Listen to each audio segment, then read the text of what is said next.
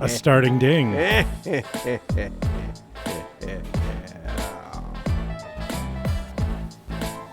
A little louder, a little soft. Hello and DJ welcome Kelly. to the Moon Underwater DJ session. Yeah. I'm KD Rap. Whoa, you And, came up with that fast. I did. It's not that great. And I'm but, SJ3000. all right. Nice one. Actually, I'm Kelly Daniels. And I am Steve Jones. In case people listening didn't know and didn't read the thing. And cheers here. There's something Haven't about seen you in a canned while PBR. here. And That's yeah, pretty good. nice can of PBR. Mm-hmm. And Because the refrigerators, quote, took a shit. And so Yeah. the draft beer's all... big old shit, man. Oh, Just yeah. Like, I don't want to think about that with my beer. But then I don't have to because I have You this don't. wonderful can. We have nice cans. We're feeling good We about do it. have nice Back cans, in- don't we? Think Oh, about the you meant something else. back the old days, man. The where they drank beer instead of water. Yeah, Can't trust the water. I know. Got to drink beer. Sometimes you can't trust the beer. Yeah. Well, Yeah. I feel like I can trust the beer, like pretty much all the time. You always like PBR? Do I always No, had like? you always before? You know what it is? I don't expect much, and I'm not disappointed. By PBR. I warmed up to this. Yeah. Not like this was 5 or 6 years ago. Yeah. Somebody's like, "Oh yeah, we're gonna make some brats. We got PBRs. You want one?" I'm like, "A brat? Sure." They're like, PBR. "No, a PBR, dude." Yeah. Like, what the fuck's wrong with you? It's like, no, only hipsters drink that. And then I had one. I'm like, actually, that's not bad. Oh yeah. It's not terrible. So now now I'm kind of hooked. you took a step toward hipsterdom. Yeah. So It feels a That's little scary. like this, like the intro to like what I wanted to get to. all right. What do you want to get to? You got a little taste of Michael Crichton on this. I did, yeah. So that's our book for today, Yeah. as the title of this episode, I'm sure, says. It's one of his first, right? Or is it his It's first? the second. Is his second? Andromeda Strain's the first. Okay. And this was not the first one of his that I read. Okay. I think I read Jurassic Park first. Okay. And then Congo. Yeah. And then Sphere. Mm-hmm. And probably then this and then Andromeda Strain. And yeah. So I think the hook is, does Kelly Daniels like Michael Crichton at the Am end? I Like, a- are we going to repeat and do another one? Am I a Michael Crichton fan now? Right. Um. That's the hook, though. You don't want to get to it yet. Okay. Yeah. Yeah. So we don't It's know. like at the end, we're going to circle back. We don't know. I have a hook. I have my favorite part. Oh. That's my hook. My Oh. favorite part is when the psycho bashes the stripper's head in and then stabs her half a dozen times with a blunt screwdriver. And here's the best part. Nobody gives a damn about the stripper. They don't. They completely don't care. Not only that, they all feel sorry for the psychopath. Yeah. They're like visibly worrying about him and the Well, and our the, characters are. the characters. Yeah. The doctors are all shielding him from the police because they're like, oh, they're going to put him in jail. Like, yeah, just killed somebody. Right. After doing a bunch of other bad things too. Right. After a whole history. And so I like that part because, want to know why I like it? Why? Because back in like 1971, Michael Crichton already understood how we were going to feel about the neurodivergent. It's true. It's not their fault. Not their fault. It kills a stripper. Whatever. Come on. Big deal. Come on. Although Who now, hasn't? now she would be called a sex worker. Also somebody Wait, even that if she's a stripper? you can't do stuff. Is it sex worker? I don't know. It's kind of sex worky. Exotic dancer. I mean, I don't consider myself a sex worker when I get in the shower. Just Okay, I don't understand that part. I'm Yeah. naked. They're naked, but like I think there Yeah, has but to be you're more not- of an act. Stripper. Yeah. Wait. Strippers do acts. Well, They dance. Well, Swing around on no, it's poles. a different kind of act than the one that I'm thinking. If you're getting blown, that's going to change things. Well, I think strippers are definitely sex workers because they titillate, Ooh. right? I see what you I did mean, there. yeah, they don't kind of finish the deal, but Allegedly. the whole reason people go to strip shows, maybe there's different reasons, but mainly it is for sexual kind of interest. Prurient. When was the last time interest. you were in a strip club? Last time I was in a strip club? Been a while. About 3 hours ago. Yeah, right. It's down in the basement. They've got a nice little strip joint in here. Did you know that? I didn't. It's it's the Gimp is the only stripper. Wow. And he or she, you can't tell, in kind of like this little leather outfit. It's more of a dungeon. How amazingly modern. But it's good. Genderless stripper. I don't mind it. It's like, what am I looking at? Yeah. Yeah. So Terminal Man isn't really, besides that. That's what we read, by the way, because we haven't said it. Particularly sexy novel. It's not. It is but it's a prescient novel. It's ahead of its time, but not really ahead of its time. It's that I think most people are behind the times. And what I'm talking about is the idea of implanting computer chip essentially in the brain, which I feel like we kind of have come to think is this new thing that Elon Musk is spearheading. And but in fact, this technology, I actually heard on a different podcast, some not surgeon, but neuroscientist. Sure. There's a better word for it, like neuro guy. That's, yeah. Yeah. Neuroscientist, I guess. think so. There's a better word for it. I don't know why I can't think of it. But anyway, this guy, he said this technology's been around since the 1960s. Yep. And there's like a dozen companies that are doing different stuff with it. And it shows up in this book from 1972. So obviously it was around. Pretty compelling, right? Yeah. So do you know any background on Crichton at all? Dinosaurs. Into dinosaurs. Harvard medical doctor. It's a dinosaur specialist, right? Yes, but a Harvard medical doctor. So more of a veterinarian. So working on T-Rexes and stuff. No, he actually wrote ER. Yeah, I know. Isn't that crazy? Yeah, that is crazy. And this book... ER is kind of better than, I don't know, everything else. Is it? I've never watched it, but it was very popular. I never watched it. Yeah. Wait a minute. It's better than everything else. But I never watched it. George Clooney.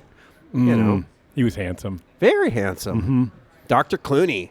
You wouldn't mind being taken care of that. He's not just handsome, but... What was his name on the show? And then, like I said, didn't really get into it. Yeah. I was a houseman myself. Yeah. Dr. House. I got kind of sick of that. No, I thought it was ridiculous. After about a season, I was like, well, wait a minute. It's never what they say it is, and it's always something that you don't know. And so none of us know, because at the end, it's all... They could just make it up. Too many of the episodes were just silly as shit. Yeah. But here we are. This was much more serious. Yeah, and it was. It's maybe a little flex by Crichton with the writing. It's a little what? It's a little bit of a flex. Oh, yeah. Because it's technical? Here's how researched this is. And he's like citing stuff. Oh, yeah. That's how it starts. Hey, this started in 1960 and blah, blah, blah. And then that leading all the way up until now. Yeah, there's a bibliography at the end. Like, not that many novels have bibliographies. And almost all of his do. Oh, okay. So he's just that kind of guy. Yeah. And there's maybe a few that don't. But this was, reading it, I'm like, there is a tone of arrogance that I missed when I was 14 reading this. I didn't find it arrogant. Okay. I was happy with his know-how. And plus, because the tech was so... old that it doesn't sound very impressive now. I mean, it's unless you think this was 1971, that's like he was really new stuff that was cutting edge. Yeah. He was reading like medical articles, not, medical journal articles, not like popular stuff. I do have one question. You've read so many of his mega kind of like bestseller authors like this. Whenever I've read a novel by them, their superpower seems to be that hooking you with it. Here comes a train. Yay. Hooking you with it. And then you like can't stop reading because you have to find out. You got to know. Are his other novels like that?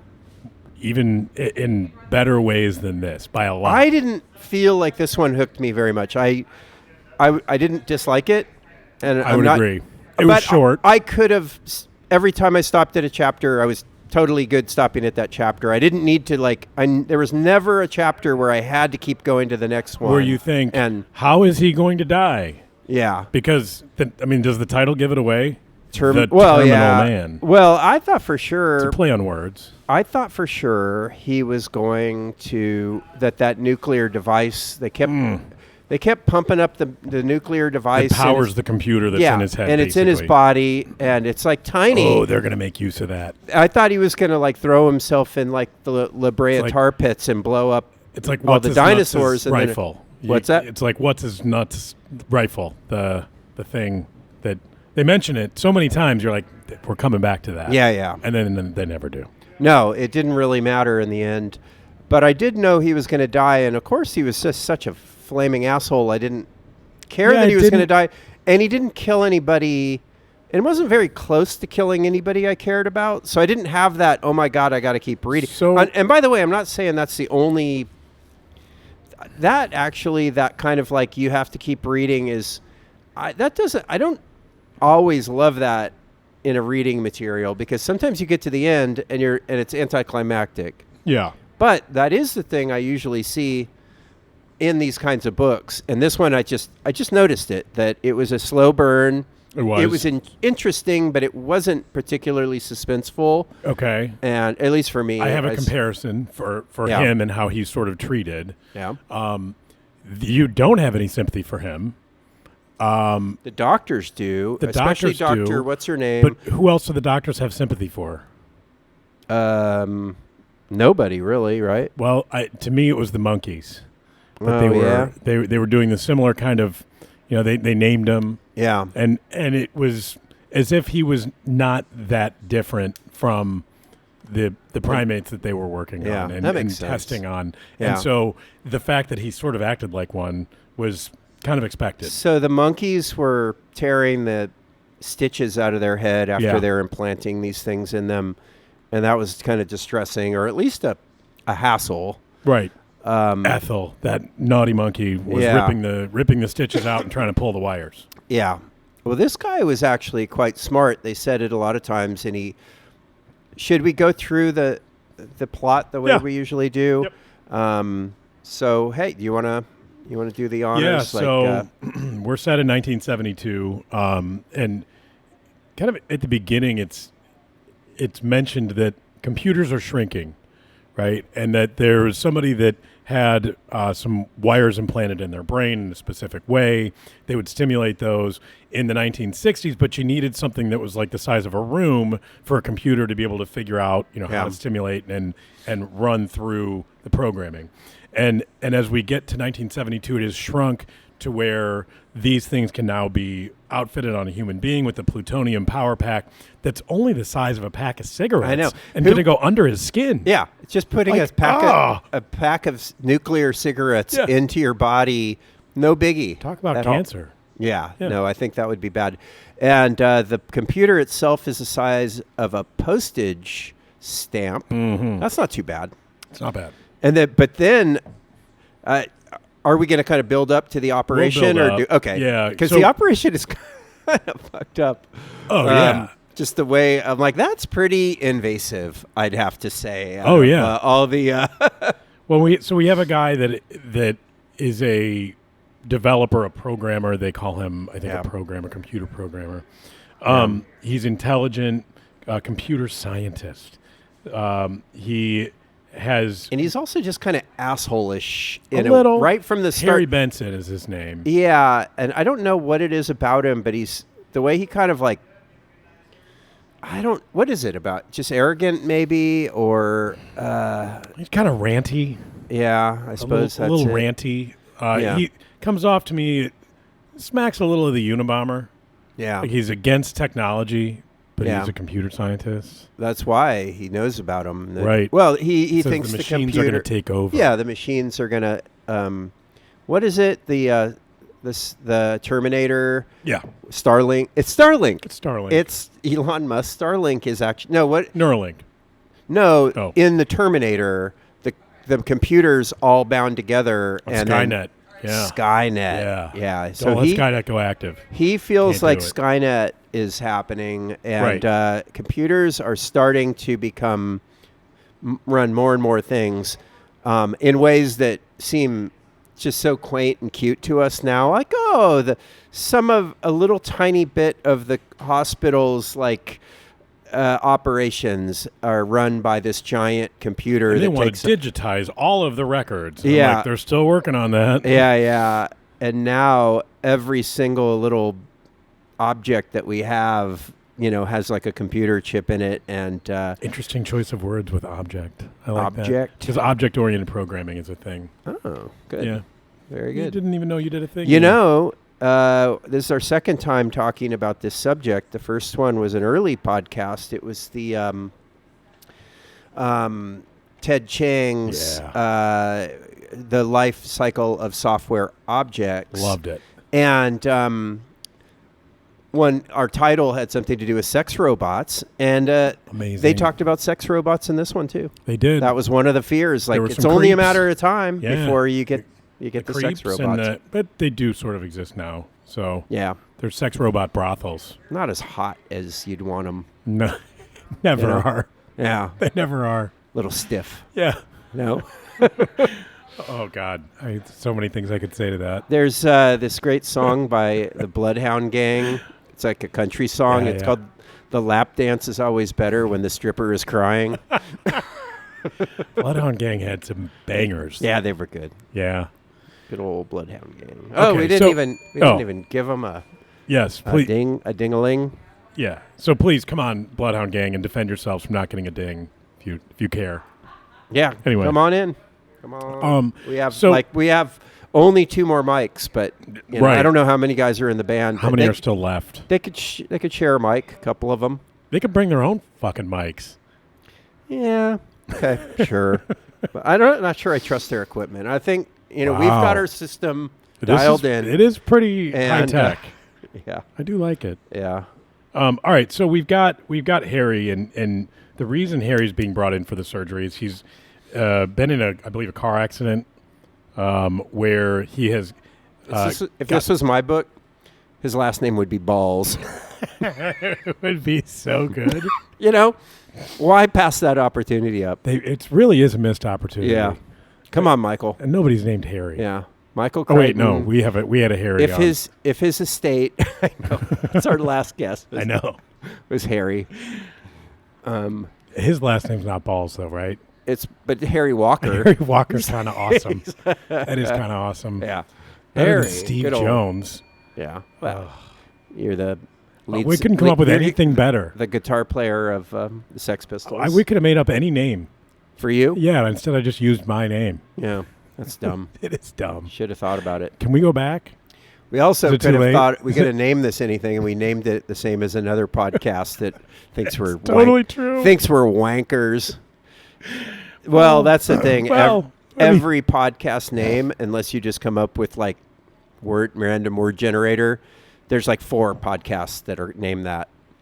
And Damn it. there's like something like 4 million podcasts out there. Most of them don't actually actively record or release. Not like us. They're just, we're doing it. We rule. We're doing the job. Yeah, we are. I dig it. You know what? Here's my saying. One of them. If you take the job, do the job. Yeah. We took the job. We absolutely took Not the job. to pat our backs, but we're doing the job, man. Oh, So we there do you it for the chicks. Oh yeah. Yeah, for sure. Yep. And the bar scene So dead in here right completely now. empty in Damn it. this bar. And I guess normally we're here Wednesday. Yeah. Wednesday can get a little Wing night. Wing night's good, and the wings here are legit. They're legit and they smell good. And I like it that they come out crispy. Like Little the skin crispy. is crispy. I like that. pretty crispy. Oh, now I'm hungry. Speaking of wings, we finally bought a air fryer. Oh, The wings work pretty well yeah. in the air fryer. Yeah, they crisp up. Yeah, really nice. nicely. Yeah. I'm not going to buy like my cousin Nils. Good old Nils, Nils. Steamboat Nils, Colorado Nils. Steamboat Nils. He what a great name. he loved wings so much that he bought one of those like deep fryers, Yeah. which is the most disgusting thing it's horrible to have in your house. Yeah. Like you can't like keep it clean, and you use the oil once. And you probably should toss it out. Yeah. But he was devoted to it. He also would like forage around Colorado and find things and then cook them. like roots and stuff. Oh. Yampa roots. You really meant he would forage. Yeah, he's into that kind of thing. He lived in the Yampa Valley if he was in Steamboat. So he would eat Yampa root, which is what the indigenous people that was their staple. Was it good? It's just like a potatoey yeah. thing, right. and but there's this one thing that is good. You know those cattails? Yeah. If you take off all like the hairy parts of the cattail, or what are you left with? There's there's a little disc of a kind of like zucchini-like vegetable. Like a lot of work. It's a kind of a lot of work. It's not that hard to strip off the hairy part and the hairy balls. The hairy balls. You knew where I was going with that. I immediately started to laugh. You gotta strip them off, aka shave them. You gotta shave. You gotta take them hairy balls off. And then you just kind of like chop up the little things on the inside and then just like saute them. They're pretty good. Dang. All right. Yeah. Well, anyway, Nils, when you're on, you're gonna have to bring some of these. Yeah, so we can eat them. Yeah. Yeah. All right. We'll have a little hot plate here, and it'll be a cooking show. We should probably. I was on a cooking show. Did you know that? No. In Spain. Nice. Yep. Oh, you were the gringo, huh? They don't say gringo in Spain, but I mean they know. But it was called Kim and Company. It was a cooking show, and I had all my clothes on in case you're wondering. And we know about the Chancellor and his so-called cooking show. It was definitely not that kind of cooking show. And that wasn't what you were eating at the end. No, definitely not. So I was invited on because I was foreign and I spoke enough Spanish. This was in 2007. It was a fat version of me. It's floating out there in the ether somewhere. I used to have it on DVD. So you were good for a cooking show. Like this guy, here's an American gringo that knows how to likes to eat. And I made hamburgers because they all thought that it was made with pork, and I was like, no, like so because ham, right? It's true that it doesn't make a lot of sense on that level, but it's from Hamburg, right? Well, yeah, it's the Germans to blame, not me. It's the Yemens. So we made it. And then I had to like sit down and answer questions, and they were speaking to me in Valencian, which is definitely not Catalan. It totally is. Oh, okay. And I would reply in Spanish. Now we're going to get canceled for sure. Probably death threats now. Probably. Because you're... Yeah. Well, in Valencia, it is not the same, sir. That is not the same. Sure. Yeah, they don't want to be lumped in, I guess. Gotcha. I don't know. Gotcha. So yeah, I did that at one point, and we should really see if we can get behind the bar. They'd probably let us tonight. Maybe. Yeah. I don't know. I don't see why not. Yeah, let's just do it. Right. Let's just start cooking. So, Harry Balls. It's better to ask to say you're sorry than to ask for permission, right? Isn't that first? The thing? Yeah. We'll never record here again. Well, there's that. Yeah. Okay. So Harry Balls. Benson. Harry Balls. Benson. Because they call it, but then they refer to everybody by their last name through the rest of the book. Yeah. After the first introductions, and that annoyed me. Okay. Yeah. I don't mind that. I feel like it's kind of sounds tough, like military. It sounds like cops. Yeah. Hey Jones. Yeah. Get us into the beer. Right. Yeah. We're like that. We are going to need another beer. Because the refrigerator took a shit. Just squatted down. So just the visual. And that's exactly when he said it. I was like, I don't know if I want to be a part of this discussion. Well, you definitely didn't want the beer that was associated with that. Right. You wanted the other one. Right. I'll take whatever is the non-shit beer. Yeah. Yeah. Exactly. Okay. So I've been trying to read this sentence. Come on, for man. about 10 minutes. Have some professionalism here, dude. I might as well start today. So we got a guy with a TBI. You know what TBI is? I've heard this thrown around recently, and I was like, I'm sorry, I have to ask, what is a TBI? No, I don't know. Traumatic brain injury. Oh, yeah. That makes sense. Yeah. That's the cause of all violent crime. Which is super, according to this. This was like... Even though they say it's like social justice and other things and urbanization, but it's not. It's all brain injuries. It's all brain injuries. Everybody that drugs. does a crime Yep. it's a brain injury. Everybody. It's definitely There's Makes no sense. other reason. Yeah. Makes a lot of sense. And so he gets a type of epilepsy that, if I may be so bold, does not exist. Oh.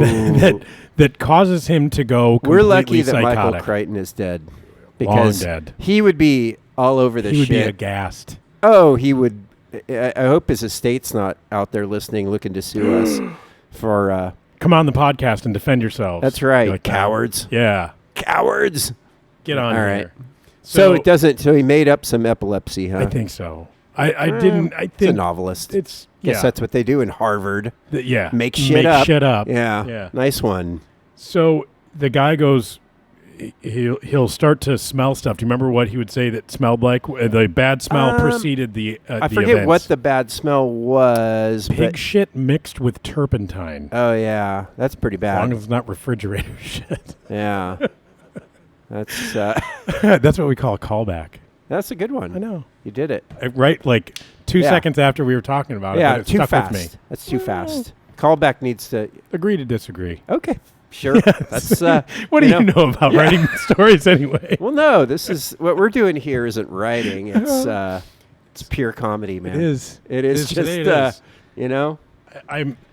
Any Yeah. comedians out there that don't think we're funny? Come on. Defend on, yourself. yeah, defend yourself. You try to be funny. Yeah, come on the podcast. It's not so and defend easy, yourself. pal.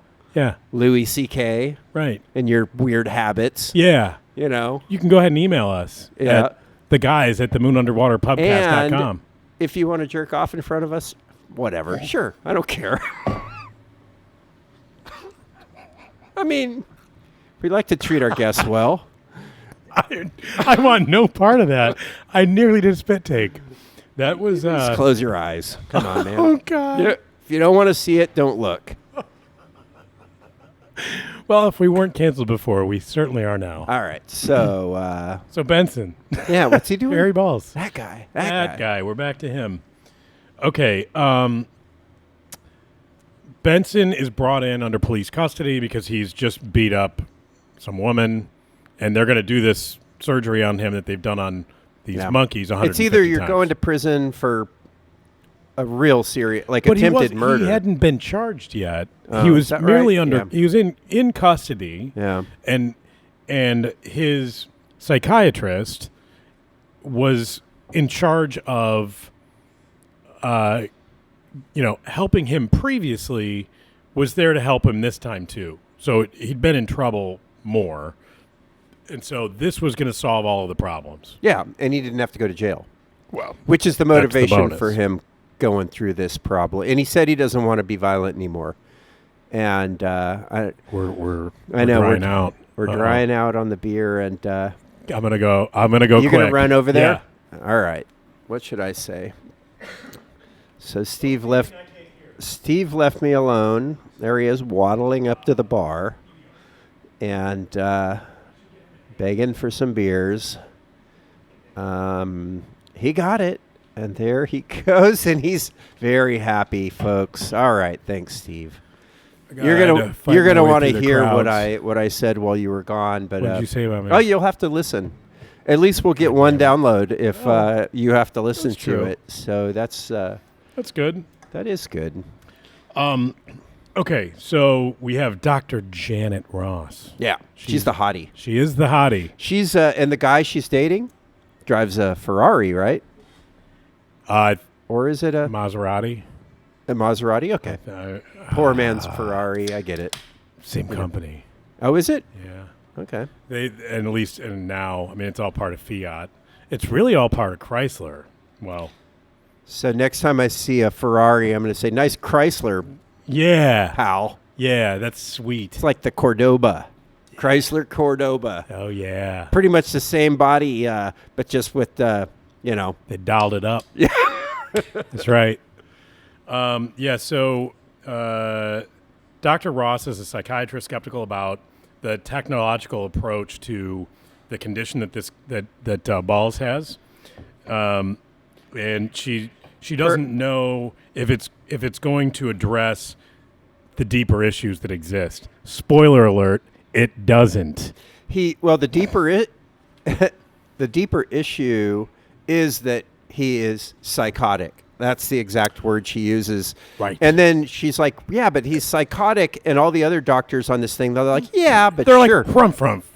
Yeah, No, they're he's like, not. yeah, okay, he's psychotic. Well, but still, maybe and this then will she pulls help. up a 3D graph to show it on the computer. Yeah. Took a few minutes to generate. Yeah. Oh, that's adorable. Yeah. But he's taking psychosis tests, and the one just before getting the surgery shows him like off the charts psychotic. Yeah. And he's getting like, more psychotic as she's like, time no, goes on. this we can't do this. Yeah.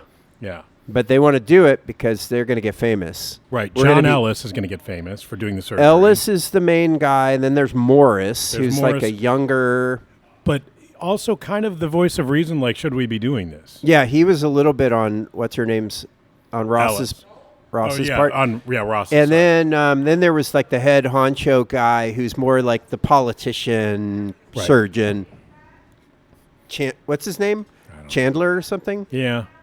I don't remember. He was quick. The Chancellor is what we're going to call him. Yeah, the Chancellor. We don't know. What he's up to in his private time is his business. That's all I'm saying. I was listening to this on an 18-hour drive home. Yeah. So I had to come back and then you weren't taking notes while you were driving? I had to go. Well, I really wanted to, but the snow was pretty bad on the way back. So you basically are saying you have no commitment to the excellence. None. You're just willing to just drive with the snow coming down and not. I started to take a note, and then a semi jackknife in front of me and went off the road, and I was like, "No, yo, pens down. Yeah, this isn't gonna work." I for real did see a jackknife semi right in front of me. Gnarly. It's pretty awesome. It's near awesome. Cheyenne, Wyoming. Good old Cheyenne. Yeah, I've been there. Spent the night there. Oh. Yep. Had a steak. Oh. I bet that was good. It was okay. Chewy? Yeah, it was a chewy steak. It wasn't like, but it was cowboy country. Oh, it is cowboy country. I liked it. Actually, it was just, I went to a bar. Every single person there was a trucker, a long distance trucker who was just staying, like, I think it's like a truck stop. Yeah. Cheyenne, Wyoming is a truck stop. And you want to hear a good Wyoming joke? I do. What is the Wyoming state tree? What? It's the one between Laramie and Cheyenne. Oh, that's pretty good. But then there's mountains and there's shitloads of trees. Oh, it's really pretty. But yeah, I was in Jackson Hole, which is purported to be a cowboy town. Yeah. And everybody wants to keep it that way, especially the people driving Range Rovers. Yeah. It's a rich person town, I think. Yeah. Like, it was a great place to go and ski, but it's definitely not a cowboy town. But they actively marketed as such. Of course. They got to do that.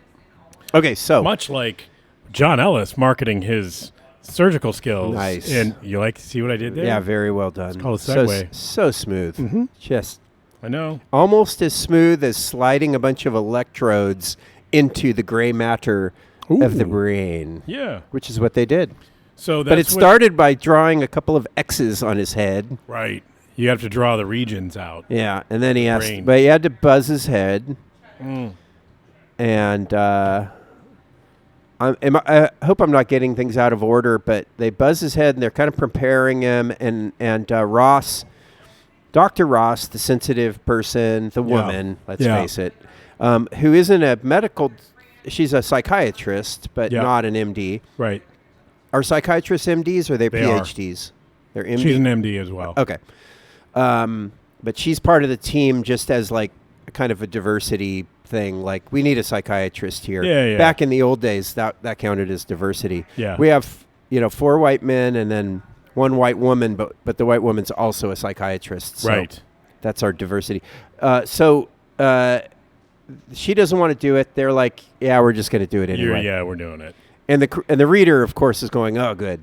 This is obviously going to go terribly. Because if they don't, then there's no book. No, there is no book. Yeah. It just ends right there. Yeah, well, we didn't do it. The pages are all blank after that. You'd be all like, damn. That would be the that best was book really ever. I got an idea for a book, Kelly. That was really experimental and also pretty easy to write. We should do that. I know. Yeah. Somebody else Why is didn't going we to steal. think of that? I know. Just God. So millionaires. That's going on, and then they buzz his head, and he's sort of there, and he's a little nervous, and then Dr. Ross is worried about him and feels kind of bad for him. Guilty that they're just doing this to him, and he doesn't quite understand, even though he's kind of a jerk. And then a woman comes to visit him, and she's kind of hot. Yep. And Dr. Morris notices her She's hot. a stripper. Yeah, it turns out she's a stripper. So Maybe she's a murdered stripper. not later. a real person, And she doesn't count in the world of this book. Yeah. But she's there, and she brings him a bag of his personal stuff. And they're like, oh, that's cool. And what's in there? A Kelly? screwdriver, for one thing. And a wig. Yeah. He goes, I know it's silly, but I just... and then Morris is like, yeah, he understood because people had just brought strange things that comforted them. Right. Like a screwdriver. Yeah, very comforting. And a wig. Yeah, a wig and a screwdriver. And then they... so then they do the operation. Yeah. Which is pretty cool. I actually liked... It was cool. They have these two computer guys, too. These are the two... This is... Gerhard, and I don't have the name of the other I think it was one. Zuckerberg and whoever the Google guy is, or one of them, or... Let's just say Bezos, even though he's not really a... Sergey is I think what that I was was with. No, it was just these two computer nerds. It was Gerhard and something else, but I don't remember. Yeah. Bill Burr is always like talking about one of his things that he likes to rant about on his podcast is, we stop. Everything went bad when we stopped like beating the shit out of the nerds. He's like, now look at Bill Burr. What's that? You do a pretty good Bill Burr. Oh yeah, really? Yeah. No, that wasn't very I thought good. it was all right. Yeah. I thought he was sitting right here with us. No, I wasn't even trying. That's just no, I wouldn't try to Come do on Bill here and Burr. defend yourself, Bill Burr. Yeah, come on, coward. Yeah. I don't know why that's so funny. But God. No, we should have stopped bullying the nerds and now look at the world. And but that's anyway. what happened in this case. Oh yeah, the nerds got out of control. Yeah, the nerds. But we can fix it with nerdery stuff. Even more nerds. Yeah, we're gonna lean into the nerdery. Right. So the two nerds who are both like dropouts because they're so smart they couldn't contain them, and they're making a computer program to. They're the computer guys. They're doing the computer programming on the chip in the computer and with the cigarette pack power that is in this guy's head. The idea is that they will stimulate his brain in certain areas, which they have to test when he's about to have a seizure. So the electrodes are these. They're like feathers. They're like a long, like spike. With electrodes all the way down them, and they slide. They drill a hole into one part of his brain, and then slide these electrodes in. Drill a hole in another part, slide the electrodes in. That's basically the oh no, I could do that. Then they make a wire that wire goes from the electrodes to the computer, which is small. Yep. But it has to go through his neck. Down to his shoulder. Yep, to get powered. And then eventually, so the computer, the little tiny computer chip is on his shoulder. Right. But the power pack is on his torso somewhere. And it's wired up. And then they go through, what's that? I thought it was on the outside. No, I think it's in his body. But I love that there's pieces everywhere for this thing. And they're like, what a marvel. Yeah. And they have to just fillet his skin, so they put the wires down and then kind of sew him back up, and it's pretty gnarly. And then he eventually wakes up and he's back, and then they have to calibrate the electrodes in some way because they don't know which ones are going to stimulate what, and so they have him awake. And they're like firing up each electrode. Yeah. And he's like, oh, I don't like that. Oh, I like that. And they're trying to one of them gets flirty with Ross. Oh, he gets super horny. And he's like, oh, I just thought you were kind of hot. And they're like, oh, yeah, let's definitely keep that one. Yeah. But here, maybe there's just something really simple that I just completely missed. But the computer nerds are in a room with their big computer. Yep. They're doing all the work on their big computer that is not wired to the little computer, and wireless technology had not been invented by that point. They did ask at one point if they could connect with that, and they're like, of course, you can wirelessly, and you're right. That would have been so far-fetched. They're trying to invent this one thing that is almost meaningless, and yet they have somehow invented cell phones in 1970 and don't even mention that they have invented it. So So they did have wireless They technology. were wirelessly interfacing with it, is what they said. But in one why of the didn't? sections. So why couldn't they just like turn him off While he was in the room? It was so like it had like a immediate, 10. Yeah, So there was like a 10-foot kind of Bluetooth. like old Wi-Fi. Yeah. Yeah. Wi-Fi / Bluetooth. Or like Wi-Fi at Augustana today. Yeah. Well, there's that. Yeah. Were you at Augustana or? When? Oh, you said No, just like oh. Wi-Fi right now at Oh, Augustana yeah, is yeah, like yeah. that, I'm sure. But Yeah, no, because it was it's- like that 10 years ago. It's still Ah, like that. Ruckus. You had to log into the Ruckus. No, different thing now. Different. Different thing that doesn't work. It's called AC. It works okay, but the coffee shop, it is always funky for some reason. Yeah, you don't want to be there studying, so Yeah. you need that. So, All right. but in any way, so that's just something that he's pretending they could do, Right. even though there was nothing remotely. Get it? Remotely. Remotely. Nice. Okay.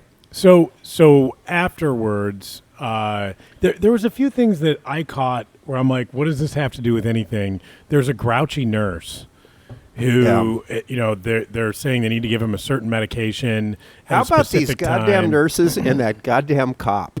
Yeah. Like, they are, maybe that's the whole point of this. Oh, you know what the point of this book is? Smoking kills. Smoking does. Kill. Remember the cop. Everybody was the smoking. reason why everybody is smoking in the hospital. Yeah. But remember the cop that was supposed to be watching him. Went out. And then they come get back and the cigarettes. guy's gone, right? Mm-hmm. He escaped. And he's like, Right. and the cop Harry is Balls there. He's like, escaped. well, I ran out of cigarettes, so I had to go across the I had street. to go down, take the elevator down to the first floor, go across the street to the store, and I was only gone for like 3 minutes. I'm thinking 3 minutes. That was Because he does fast. say 3 minutes. Yeah, that was I'm like, fast. that is the fastest 3 minutes right there Yeah. ever.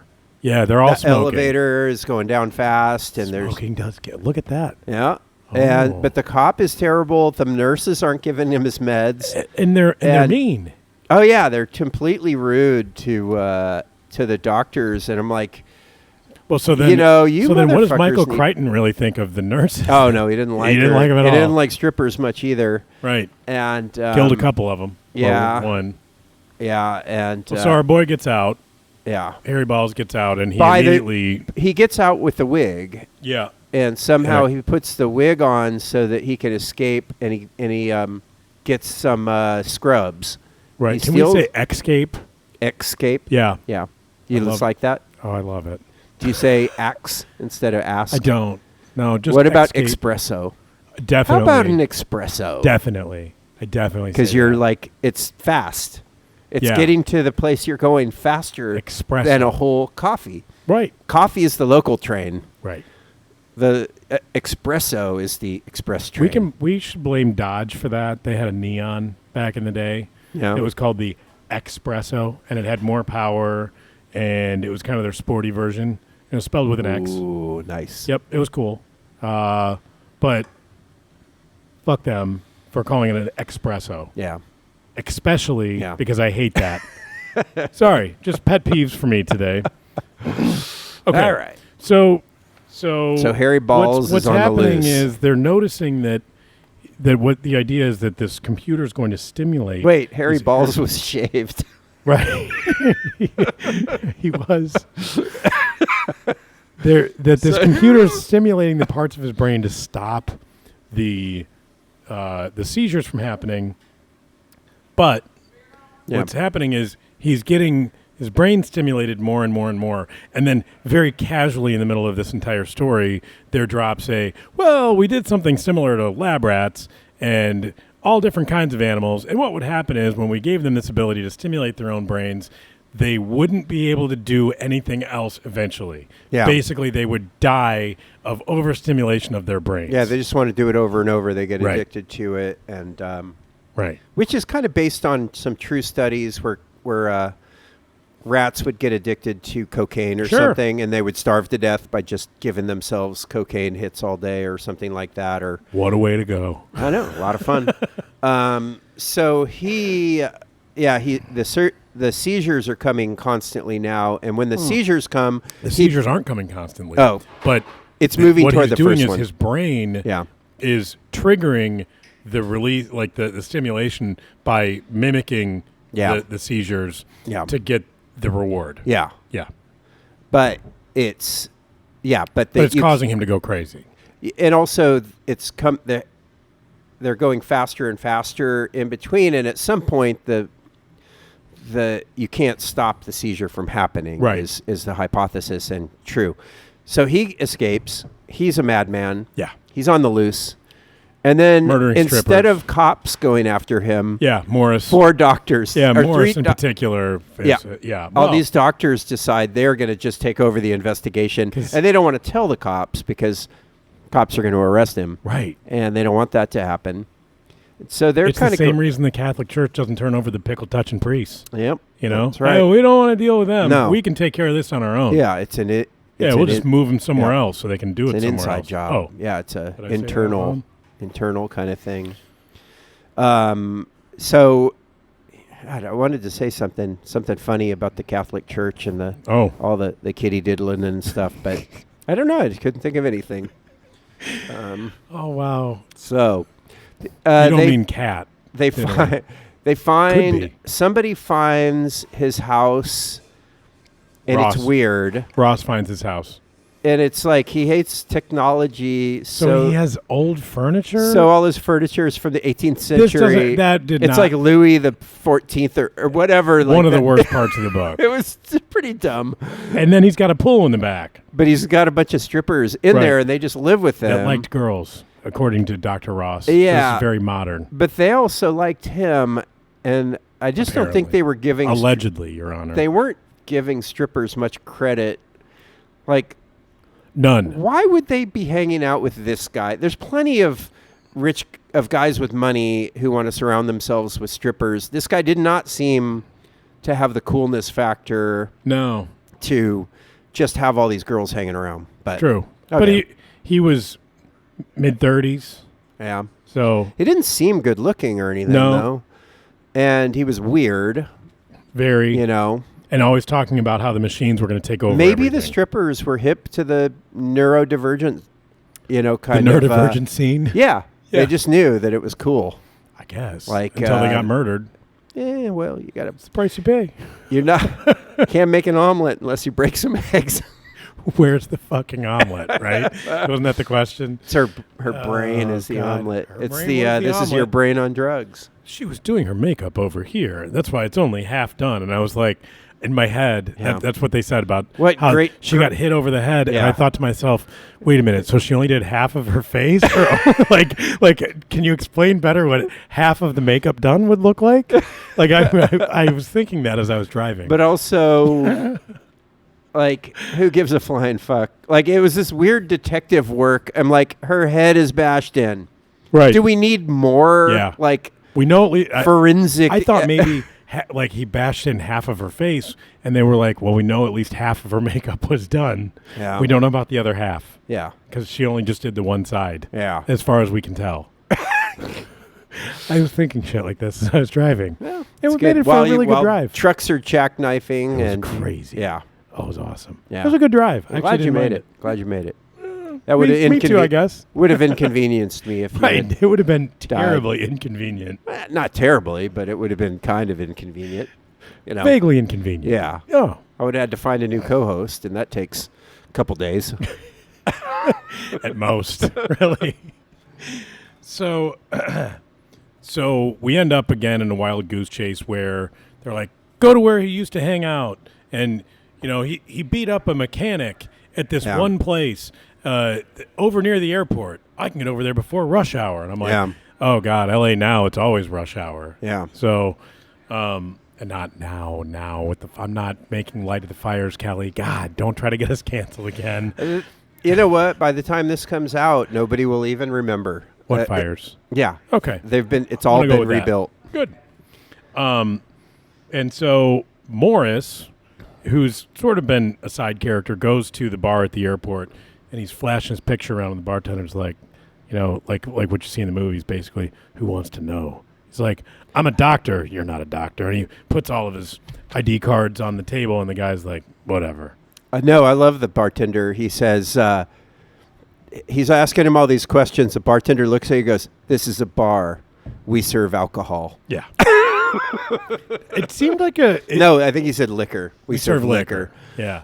And it was called like the Airport Marina Inn or something weird like that. Sounded classy. It was, yeah. But I think that's where we should do a recording when we're in LA. To. Yeah. Let's find it. Oh, we're previewing. That's a that's a hook for later. Let's just let that sit there. When we're in LA. When we're in LA. When we are in LA.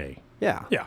Los Angeles. Los Angeles. Yeah. I just watched The Big Lebowski last week. Yeah. Movie holds up. Nice. Yeah. I don't fucking hate the Eagles though. No. I think that was overdone. It was. The Eagle hating. They're good. Yeah. Come on the show and defend yourself, you cowards. Yeah.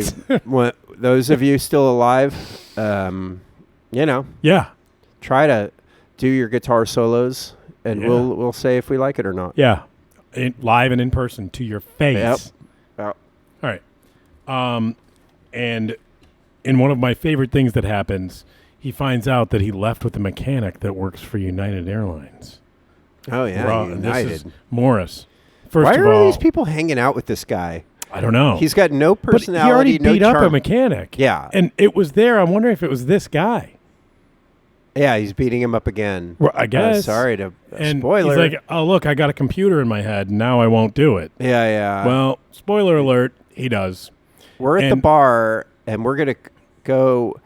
We're going to go over to the hangar. I'm going to go hang out with people at the bar, and the guy that's there, hey, let's get out of this bar. Yeah. And go to your hangar. Let's you and me and go to your hangar. Yeah. Like, that's creepy. My name's Harry. Harry Balls. So they go, and Morris is in chase. Morris catches him. And Morris pulls up to the guard shack. Flagrante delicto. Oh, yeah. Flagrante delicto. When he pulls up to the guard shack, and he's like, hey, I'm looking for Joe, the mechanic. Yeah. They're like, yeah, he's Over down in there. Hangar 7. Why don't you just go right through? Yeah, I'm like, yeah. Oh, yeah, pre 9/11 world. But he also said he was surprised that he wasn't challenged more. And it was like Crichton said, well, I got to at least acknowledge that there might be a chance that the security guard might do his job. Yeah. So he goes and he finds him. Oh, and the lights are off. Well, and this is where I take issue with something. All right. So Morris gets into the hangar and turns all the lights on. The police have been called, but, it's going to take 15, 20, 30 minutes for them to get there. The cops, man. Right. They always take forever. And what happens is he starts turning the lights on in this hangar where there's this DC-10 that's got to get a new engine put on it. And Morris is describing walking around the plane, and he goes, he walked past the two engines on the near wing. And I went, Joe, come on. DC-10 doesn't have 5 fucking engines. It has 3. Oh. One on each wing, one up on the tail. And it felt like shameful. a really rookie mistake for something that is so well researched. Shameful. And can I tell you, as I throw down in anger my notes, yeah, it reminds me of something that is far, even maybe more mainstream than Michael Crichton, a Dan Brown book, which somebody tried to tell me, Dan Brown stuff's fun. Oh, it's a good time. And I read one, Digital Fortress, where he continuously talks about a 64-bit key being 64 characters. And I wanted to have my head explode. Like he just didn't do his basic research. A 64-bit key would be 8 characters. Motherfucker. And I'm like, I can't be the only one. Yeah. There are internet forums at the time that were filled with how can you have say that you researched something and this is a giant mistake. I guess the writing community, let's call it that, has like hundreds of just excerpts of Dan Brown, just the absolute terrible. It's shit. It's like a high school kid. It's awful. Doing fan fiction kind of stuff. What I was worried was that you were going to see this like a Dan Brown. Okay. No. All right. It was pretty well written. There was a couple of things. There was a couple of things that I thought were not done as well as one might do if they were going to revise it. Yep. But mostly I thought the story was solid. I thought the characters were pretty solid. He's a good writer. It's smart. And I found it engaging the whole tiny time. Bit of sterility to it. Like it's not. The characters weren't very warm. Just like that, nobody cared that the stripper got killed was. I couldn't. I know I led with that. It's pretty great. But just how. I didn't notice how absolutely because the author couldn't bring himself to give a fuck. Didn't care. And so none of the characters thought. But he's kind of like that in general. I feel like, and there's not like. Jurassic Park people are dying in gory and horrible ways, and it's like, okay, this is how they died. Yeah. Like it's just what happened. Yeah. You need some victims in your book to be killed. But I feel like it works better if there's like dozens of people getting eaten, and they're just like, okay, they're just the victims of this thing. No, that's not how Jurassic Park works either, yeah. Oh, no? There's only one or two? There are a couple. Yeah, there's a few. Okay. Yeah. The book's different than the movie. By a lot. It's way better. I'd like to read it. Come on and defend yourself, Mr. Spielberg. Yeah. Well, we already it's had Jurassic Park. It's really long. It's 500 or 600 pages. Yeah. It's good. You can read it. We'll just have to do it over the summer or something when we have time. I like it. But so let's continue on where so Morris then. The lights go out in the hangar. He sees blood. The mechanic is clearly dead, which nobody cares about. No. And then the mechanic is moaning. Oh yeah. Beat the shit out of him, and his face looks like hamburger. Yeah. But he's like there on the wing. Oh right, because they surgerize him later. Yeah. Yeah. And then at Morris because the lights off and you hear him moaning. I thought maybe those boys were up to. No good. Something else, man. I mean, they leave the bar together, and that's where I was going. It was the 70s. Right. People did. It was a free time. It was. But that wasn't what happened. No. So Morris also takes a lead pipe to the face. Yep. And very stupidly. He's like, oh, I won't hurt you. He's like, he goes, oh, okay, yeah, I'm here. I'm over here. Yeah. And then he just heard a yeah. And felt it and right in the face. Yeah. Pow. Right in the kissa. Right in the kissa. Yeah. I wouldn't have said anything if I was Morris. Right. I was thinking to myself, don't say anything. No. But you got to get rid of Morris. I mean, they don't get rid of him. Yeah. Because he ends up also surgerized, I believe. Yeah. He's not dead, but he got smacked pretty good. Right. And he falls off the wing. A fall he doesn't remember ending because it went on forever. Yeah. That's kind of nicely written. Yeah, it was. Just kind of. Yeah. Like, I'm going to slough off this wing here. Yeah. On a DC-10, which wasn't that far. I'm like, no, that's... How far? Good and high up off the ground. Far enough to where he'd, like, crack his already broken skull even more. Right. What has he got to lose at that point? Yeah. Nothing. Yeah. Okay, so... What else? So we end up back at the hospital because that's where he's got to go for, and I don't remember why. Oh, here's a part I liked. Oh. They were talking about L.A. There's like a gay neighborhood that's in the hills. The Swish Alps. It was so funny. I'll give that a ring. That was my parents' way of talking. They'd be like, "Oh, somebody's kind of gay. Oh, they're a little swishy." Yeah, and I was like, as a kid, I'm like, "What is that?" Yeah. The swishy. Swish Alps. The Swish Alps. That was pretty funny. That was pretty funny. I bet you that was real. It's got to be. Yeah. Yeah. But so they end up back at the hospital.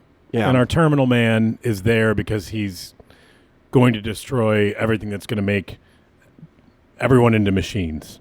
Which is the computer in the basement of the hospital. And so as Gerhard and the other nerd are looking at the screen. And there's a cop involved now, too. Anders. Which in some prints I have found out was Anderson. Oh. Yep. Interesting. Autocorrect from 1973, apparently, after the book came out. Well. Yeah. We'll just go with Anderson. Yeah. It just autocorrected automatically. We're just going to go with it. Nice. The cop was bad. Like, not a great character. He doesn't have any personality or do Nothing. anything. But also, like, Dr. Ross is, like, lecturing him on, if you don't understand these epileptic seizures, then you have no idea what kind of violent, like, this the like cop in L.A. doesn't know anything about violent crime. He's like a 20-year veteran, Right? But this doctor is lecturing him on how he doesn't understand how violent somebody can get with this like nerd guy that he. Anyway, I've got questions for you. Did this remind you of anything else that we've read? Specifically the characters. Oh gosh, that's a leading question. That's one of those what are you thinking questions. Yes, exactly. Which characters? All of them, or just the doctors? All of the doctors stuff we've read. Probably more Ellis and Ross than anybody. Ellis and so Ross. Ellis was the surgeon, Ross was the psychiatrist.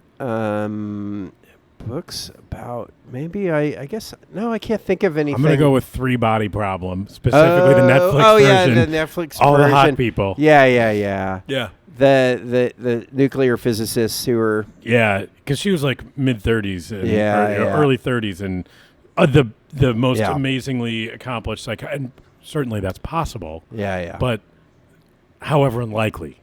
Anyway, it just didn't seem right on the show. No. Just the casting didn't seem like these were actually the people that would be, doing this kind of job. Yeah. They seemed like they were chosen because of, casting. Right. So that's what reading this, I'm like, it's a little Three Body Problem-esque, but it was more the Netflix version than in the book. Yeah, the book didn't say anything about how beautiful they were. Right. It was just like whatever. Or how long they've been in the field or whatever. Yeah. It was just... okay. So the cop, and I love it. Okay, he's down in the basement. He's super dangerous. Yeah. And with the cop is like, "You go first." Right. To the doctor. Come on. Like, there's no sense. There's none. Of the police here. No. Are doing like basic police work so they go down, and she's kind of in the central kind of zone of trying to catch him, and then they find like an intern, like a college student or a high school student who's down there, who's supposed to be like just transcribing all of the records, right? And then they're like, "Hey, get out of here! There's a maniac down here," and she runs away, and they're looking for her to be him. Like, I have a job to do. No, she didn't fight back. No. What else happened? How did the cop just disappear? Because Ross is by herself, of course. So there was like a foot chase. They find him hiding behind the computer. Sweet irony. And then she hides behind the computer, and the cop is chasing after him. And you know what I would have done if it was my book? I'm dying to know. He would have been fucking the computer. There would have been like some kind of a plug. A port? And he would have been just shoving. Even though it's just like shredding it, he doesn't care at this point because he can just stimulate the brain. Yeah. With just thinking the thoughts, and it just and that's how they catch him. And Dr. Ross is like, you really disappoint me, Harry. I think that's a better ending. Yeah, and that's the end. Yeah, it is. Well, no, then he gets electrocuted, and that's how he dies. Ooh, that would be good too. Yeah. So, how does he die? She kills him. She does. But basically, after she gets his gun. He drop his gun in a way, and then he becomes like the madman, and the cop is just gone for some reason. I don't remember why. And there's this line. Cop went running by, and the guy, and he had already come in. She's just like, "Oh, it's not logical that I should be afraid of this man." And I'm like, Have you not been here in this book? Do you know what the word logical means? Like, I mean, it's just so insane. This guy is absolutely a violent person who has, murdered one person and beaten a whole bunch of others almost to death. And she's just like, anyway, that was weird. Her sense that he was still this little, puppy dog that she was going to kind of like stroke, and he was going to be fine. And but also she's like, "Oh, I'll take care of you, Harry. It'll be fine." I'm like, you do realize that he will be put in prison for murder. Like, nobody seemed to remember that he murdered somebody. That seemed to be just like ignored. I think think for me, what I wanted was a little more character depth in this. In her? In all of them. Yeah. I don't think it was that kind of book, but it wasn't. But there is that, like, he likes to. Crichton will say there will be like a character that represents, the sort of a differing opinion from what everybody's saying, or somebody that, like Jurassic Park's a really good example of it. It's pretty well written, where there's a little of that in this, where it's like there's defined roles of, they're sort of against what they're doing here. Like Dr. Ross doesn't think this is a good idea. Ellis thinks, there's no implications of, any ethical or moral implications of what they're doing. Yeah. But nobody changes. Yeah, right? Yeah. And so that's... So even though he's killed all these people, her main characteristic is that she is sympathetic to him. And his behavior doesn't alter that sympathy. I think in later books that he writes, there's better representation. Maybe not anybody really changing, but like you understand the positions as the story unfolds because the stories get better. Like Sphere is really good. That might be my favorite. That should be the one we read. I mean, we should also read Jurassic Park because you need to also watch the movie. Yeah, that's true. I do. Seen it. All right, so Jimmy Buffett's in the movie.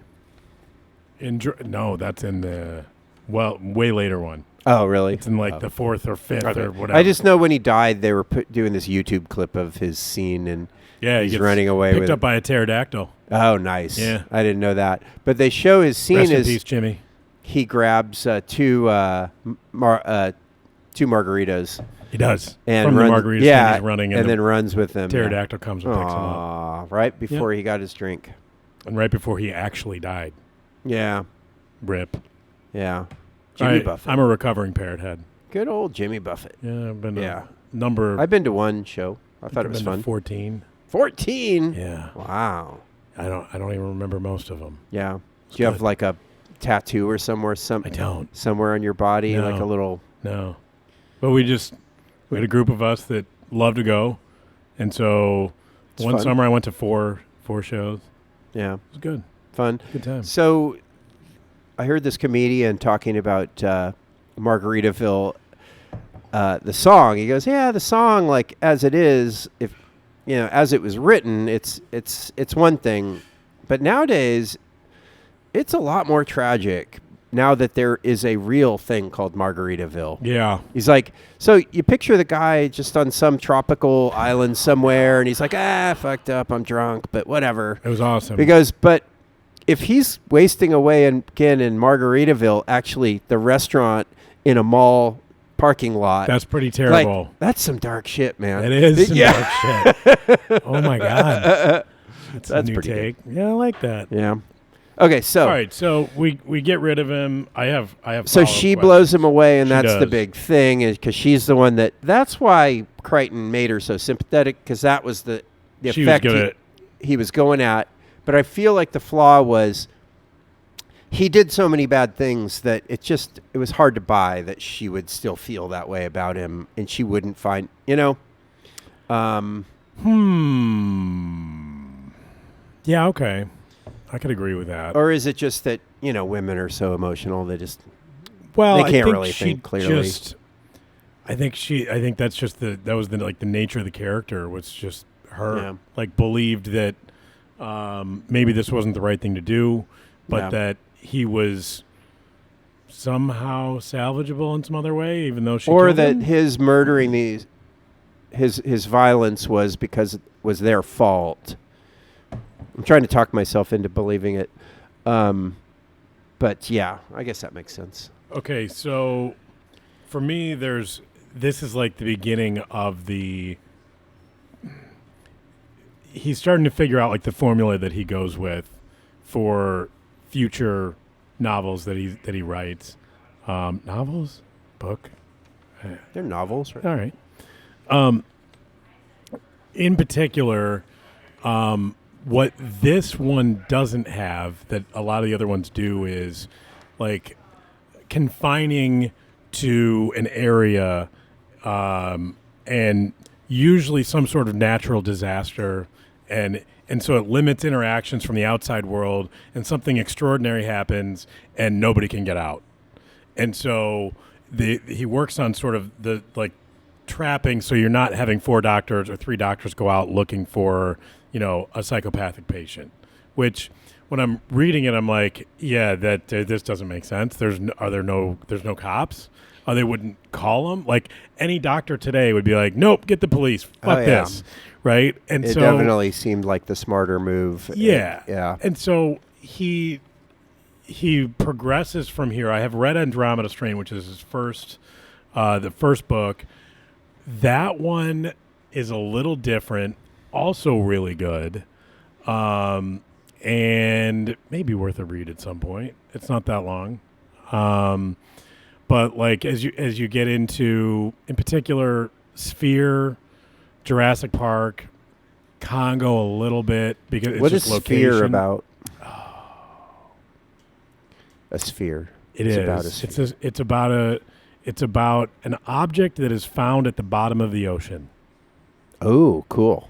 And, there's, without giving any more away, there is a movie. Yeah. To make it, Sharon Stone was nice to look at. So Sphere, it's got to be alien stuff, right? You're not telling. I don't know. We got to read it. You're keeping your secrets. I will happily read that one again, because what I can tell you is that the ending of the book and the ending of the movie are wildly different, and it's worth talking about. That's fun. And the book is way better. Yeah. The ending of the book is like, oh. Yeah. And you got to think about it. But anyway. Okay. So I hit all my little notes mostly, except for we didn't really talk about the traffic in L.A. That didn't exist?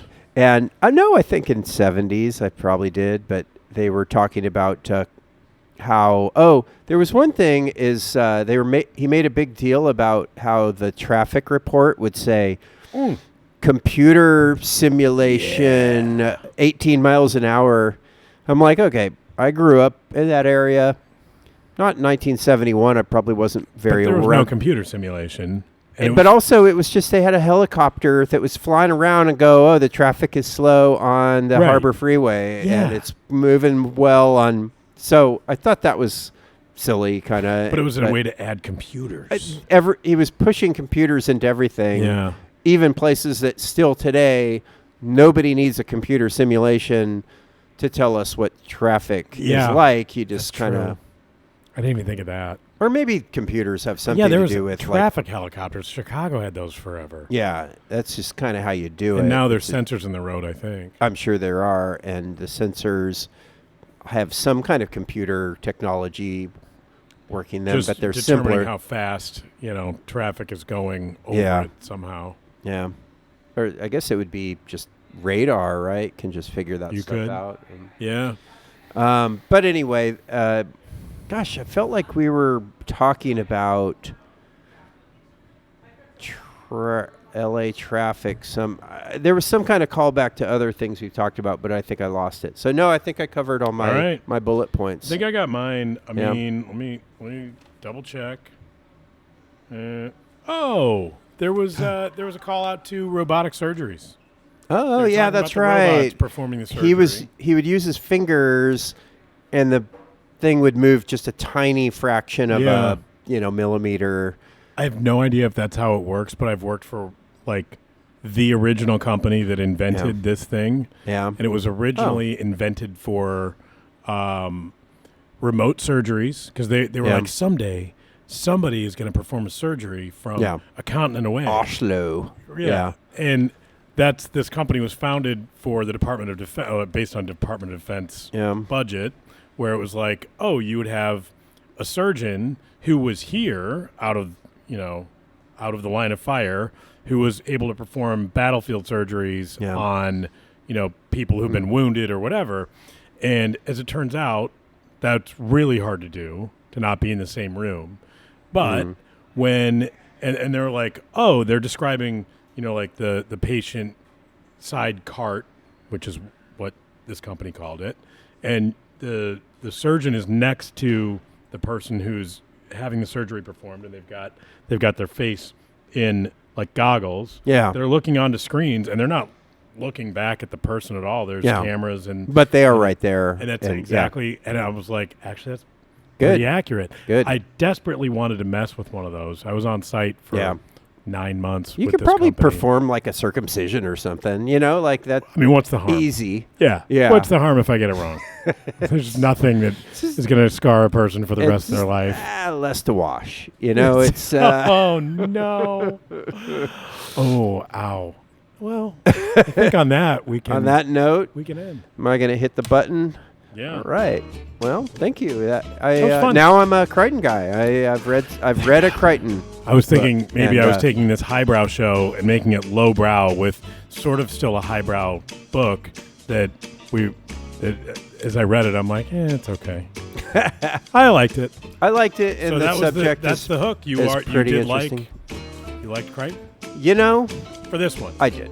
I liked it enough. Well, we're coming back. I didn't love it. I liked it. Well, we'll see if we can get you to love one. We'll try another one sometime. All right, everybody. Thanks all. Thank you very much, and we will catch you next time.